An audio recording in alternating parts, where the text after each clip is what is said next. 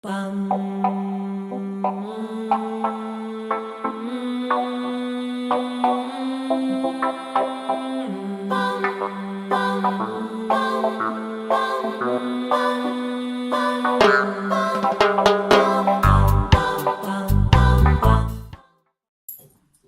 eh bien, bonsoir et bienvenue. Merci d'être parmi nous. Je pense, est-ce qu'il y en a parmi vous qui ne connaissent pas du tout Contact Savoie? Ah oui, quand même, super. Très bien. Alors, donc, nous sommes une association de dialogue entre les homosexuels, bisexuels, transgenres et leurs parents, familles, amis. Donc, notre grande spécificité, on va dire, dans la sphère LGBT, c'est que tout le monde peut être dans l'association, homo, hétéro, voilà.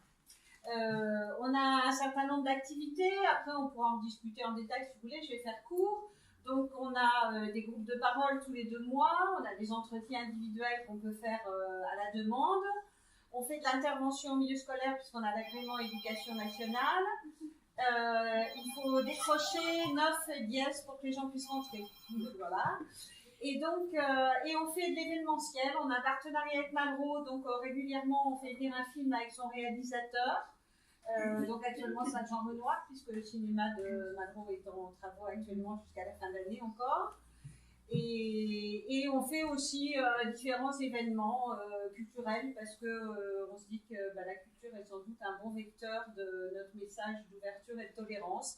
Donc des fois c'est musique, danse, théâtre, et on essaye aussi de le faire parfois, pas systématiquement, mais en partenariat avec d'autres associations qui travaillent sur le thème des discriminations, afin de pouvoir croiser les réseaux et toucher un public plus large et nous sensibiliser nous-mêmes à d'autres discriminations. Voilà. Et on organise de temps en temps des conférences débats, donc on a le plaisir ce soir d'accueillir Claire, qui je pense doit se présenter elle-même, c'est plus simple, et voilà. Très bien. Donc je me présente assez rapidement. Je suis Claire Lamberti. Je suis devant vous parce que en fait je suis vice-présidente de 2 associations. La première, c'est celle qui est affichée sur ce kakémono à ma gauche, enfin à votre droite du coup pour vous.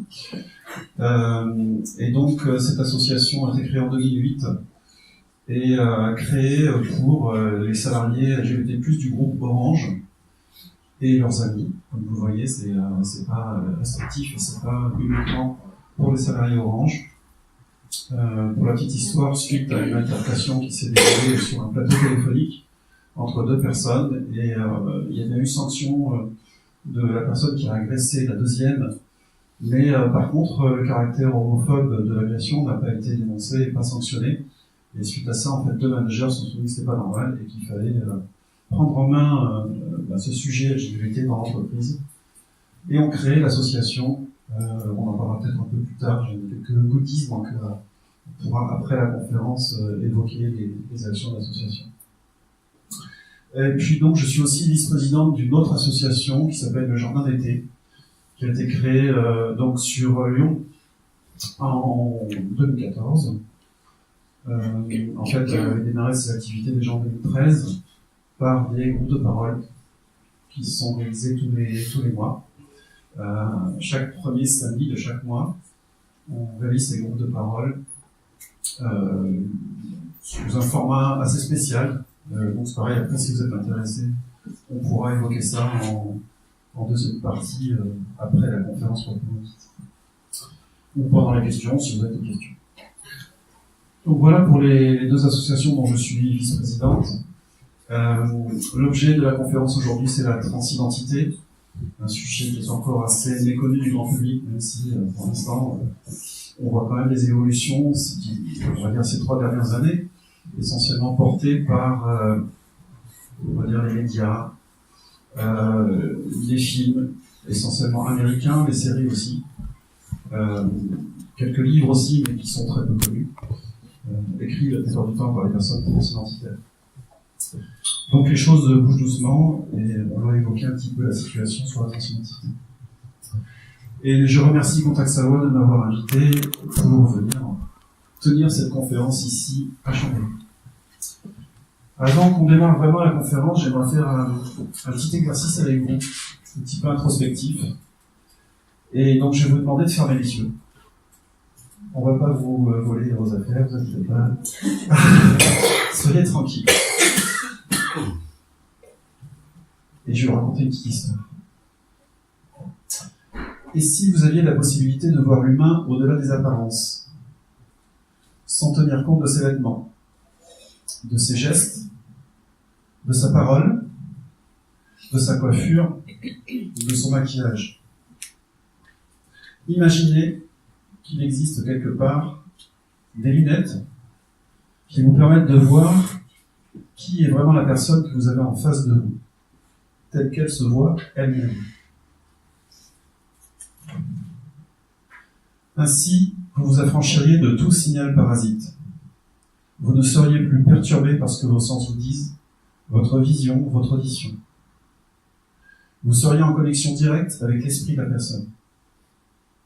Et si, à la place des lunettes, je demandais directement à la personne qu'elle me raconte qui elle est. Si je décidais de ne plus me raconter la personne au travers de ce que mes sens me révèlent.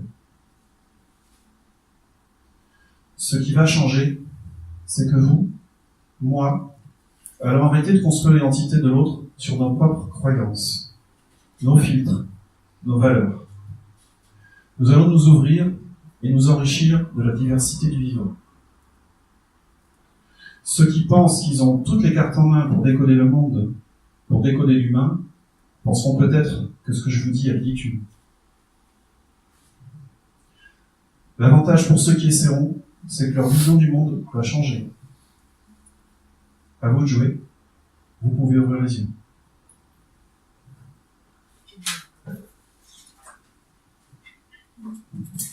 Voilà pour cette introduction.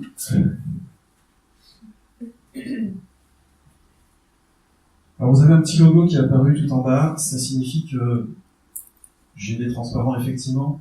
Donc j'ai des choses à vous dire, mais qu'à tout moment, il y a un micro ici sans fil. Vous pouvez poser des questions. Il n'y a pas de souci, on peut être dans une interactivité. Les supports sont juste là pour apporter un peu d'éléments. Donc je sais pas, techniquement, par contre, Daniel qui veut prendre le micro pour le balader, pour le balader, pour être assez réactif par rapport rapport aux questions. Je le baladerai s'il y a besoin, vous levez la main si vous voulez intervenir et puis on vous apportera le micro. Alors, transidentité, qu'est-ce que c'est déjà?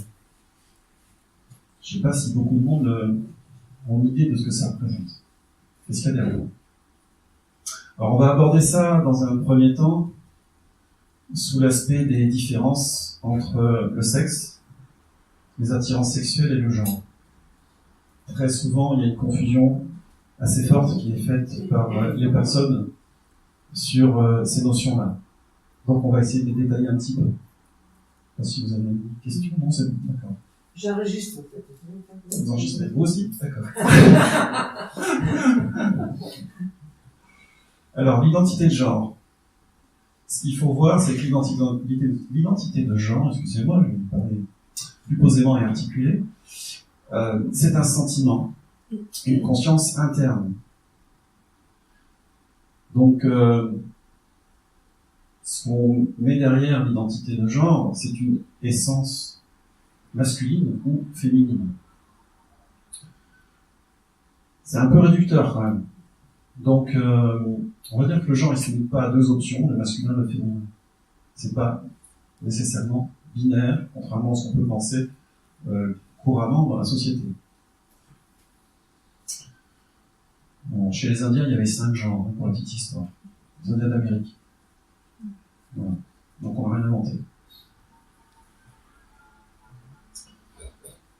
Alors l'expression de genre, parce que l'identité de genre, c'est donc un sentiment et une conscience interne qui n'est pas forcément exposé aux autres.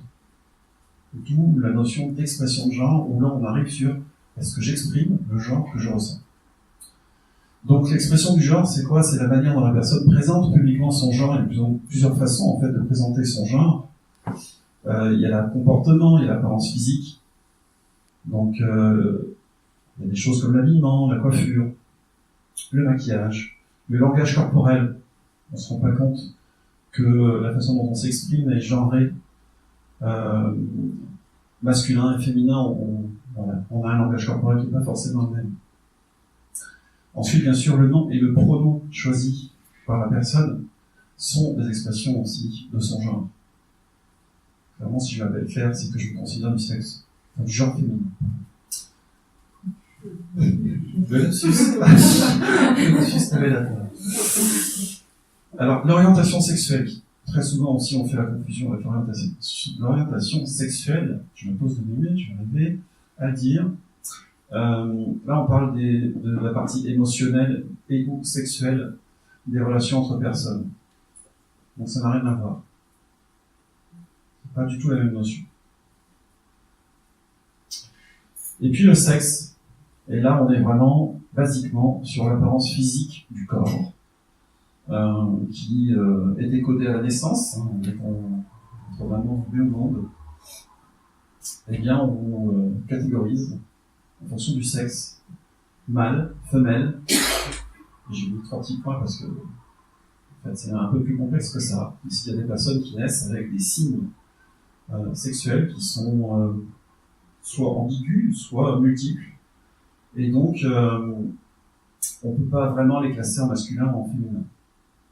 Enfin, en tout cas, on ne devrait pas. En France, si. On les classe.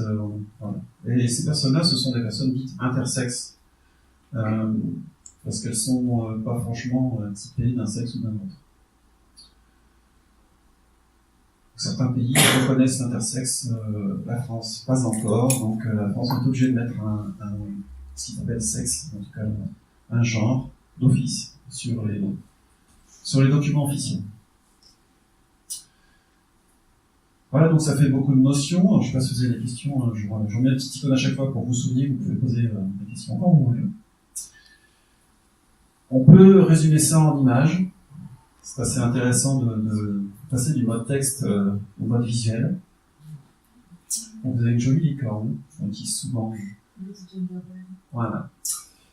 Je résume n'importe quoi. J'indique aussi n'importe quoi, mais là c'est pas très visible sur cet écran.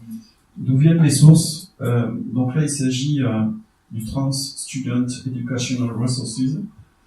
Donc si vous êtes curieux, vous pourrez aller voir les documents qu'ils produisent. Donc on retrouve le sexe dont je vous ai parlé à la fin, c'est le sexe assigné à la naissance, avec femme, homme, sexuel. On retrouve l'identité de genre, donc femelle, femme, fille, mâle, homme, garçon, et puis autre genre. On reviendra plus tard sur l'autre genre.